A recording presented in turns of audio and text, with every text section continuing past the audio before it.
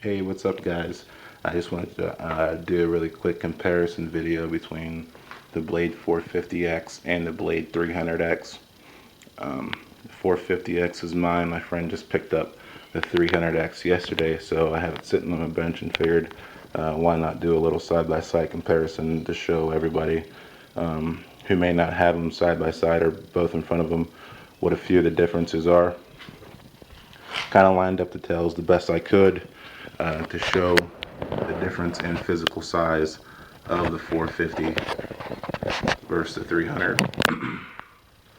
See if I can get side like that so you guys can see the extra length. I think it's probably about 5 inches in length from the top of the battery tray to the top of the tray of the 300. The blades on the 300 are wooden. Out of the box they were very stiff, almost tightened to the point where they were very difficult to move. So we've just loosened them up a little bit to give them a little bit more play, and that helped a lot. The 450, it comes with carbon fiber blades out of the box. Both are bind and fly, and both are running the BeastX AR 7200BX integrated flybarless unit with receiver, so it will bind up to any Spectrum or DSMX or DSM2 compatible radio. The 300 runs off of a 300 1350 milliamp hour 30C LiPo, and the 450 runs on which is probably the most common battery in RC airplanes or helicopters, which would be the 3S 2200. So that does make a difference for someone like me who already has a lot of the 3S 2200s laying around from all my planes. Canopies are both plastic.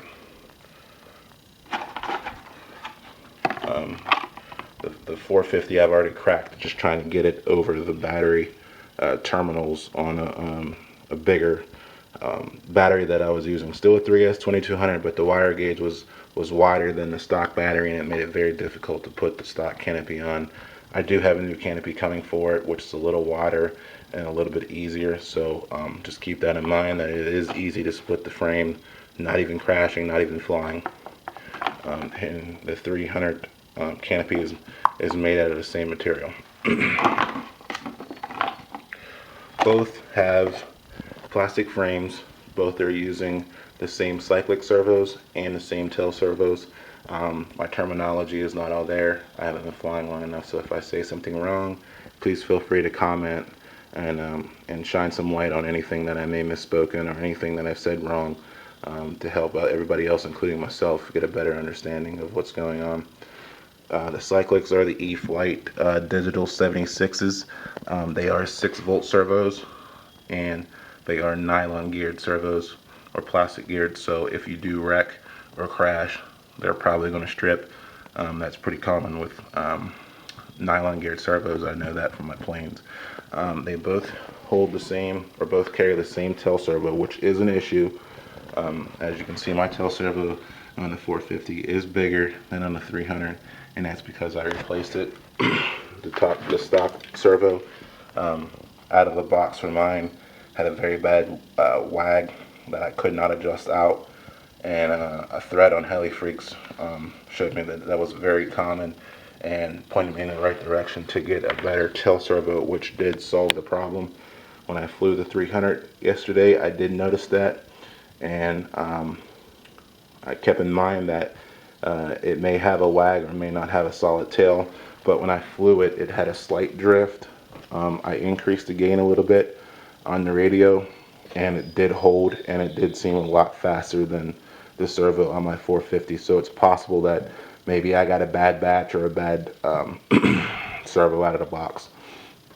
But we will be watching and seeing if it starts to have any wag, and if it does, we'll end up replacing the servo on this one.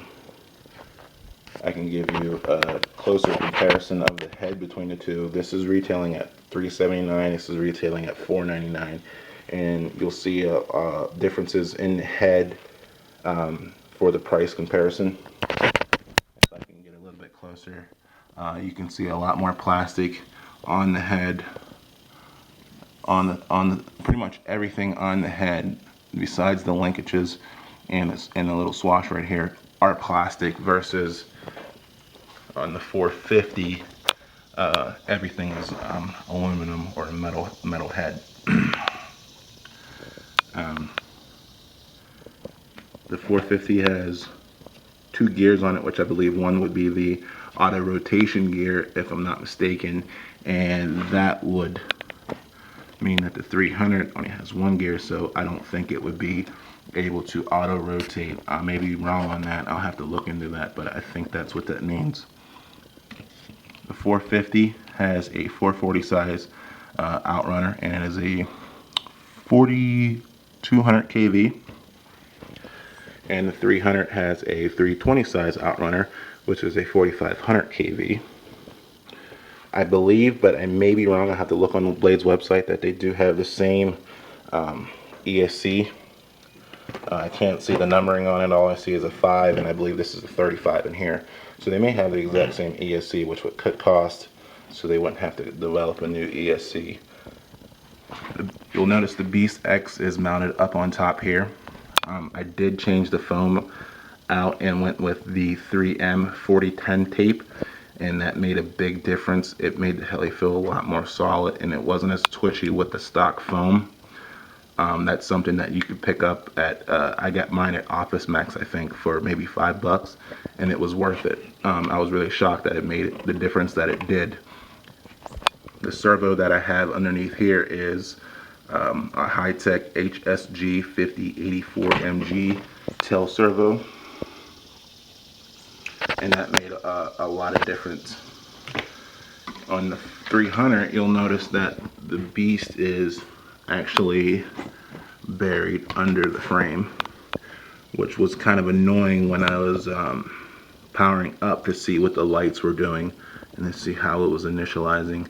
You still can get to the menu button, and you still can get to the pots really easy, but the LEDs are kind of buried back there, so that was kind of annoying powering up, not being able to see the LEDs sitting on top. It does have the typical Beast X, the thick foam on it, so you may want to change that out as well, but I would definitely look at changing a tail servo on whichever one of these that you do get. And down the road, I would change the cyclic servos as well. They can run 6 volts, the cyclics can.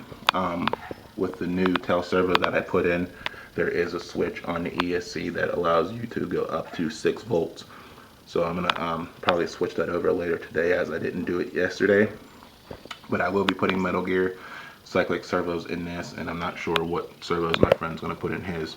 But they do both fly really good. The 300 flies much like the 450, but you can move it around in the backyard a little bit easier. I did feel a little bit more comfortable in the backyard than I would with the 450, but I did not feel as comfortable as I did with the 130X, which I felt immediately comfortable with flying in the backyard. And this one, like I said, it flies very solid, and I was able to maneuver it a lot easier in the backyard than I would with my 450, but it's not as small as I thought it would be. I was hoping it would be a little bit closer to something like this, and this would be your T-Rex clone. This is a 250 size clone, and so you can see how much smaller the clone is, the 250 size T-Rex versus the 300,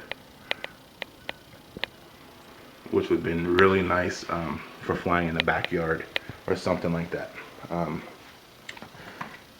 I'm not sure if I mentioned already, but both have plastic frames.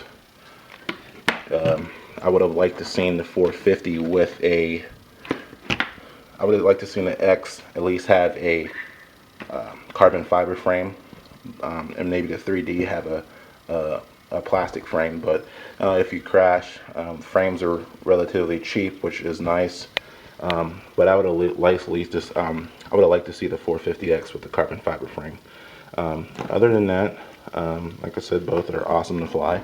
The weather is finally starting to clear here today, so hopefully we can get some flight video of it today and just see how it performs in a bigger area versus what we were flying late last night. The only thing I'm going to do on this is change the EC3 over to a Dean's connection to match up with the other lipos that we already have. So hopefully this helps. If any of you guys have any questions, or feel free to ask, and I'll try my best to answer them. I really don't know much about helicopters, but hopefully if I can't answer it, maybe somebody else can comment on and answer those questions for you. So that's the comparison of the two. And like I said, both are bind and fly, and I was using a DX8 when we flew this yesterday, and I used the DX8 with that. I used the factory settings on this per the manual, and on this I was using the factory settings, and I just recently had a friend of mine who's better with helicopters change a few things on my radio for me, which actually absolutely helped on the low end coming in for landing and taking off. So I may have to have him help me with that, but it was